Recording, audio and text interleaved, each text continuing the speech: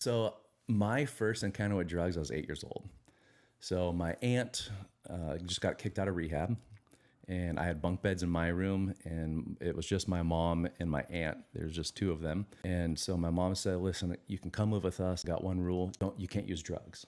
And so she did the typical thing we did. But the thing that I loved is, imagine 8 years old, and the fun, the big kid at heart, the outspoken aunt is staying with you. It's your roommate. So oh gosh, I don't remember how long she was with us, but it was so much fun of coming home from school and just seeing her and playing with her, and she was awesome.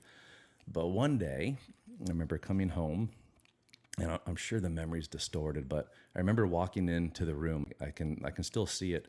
There was thousands of pills strewn all over, and I remember taking steps, and like I could feel the crunch underneath my feet, and she was lying, not in bed, but on the ground. And so I remember going up and shaking her, like, Aunt Steffi, wake up.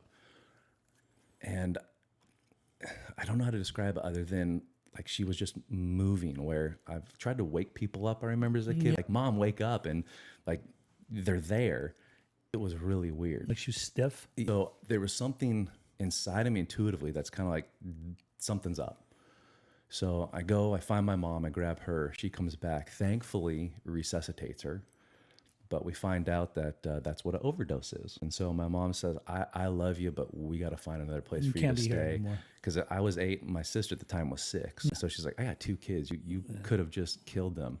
Right. And so it was only a few months later, I think she's living in Huntington Beach, and then that's when we got the call. That same thing happened, but there was nobody there to find her, resuscitate her. So one of my earliest core memories, and I didn't remember this for the longest time until I started actually going to therapy, of trying to figure out, like, what's wrong with me? Why am I so broken? Yeah.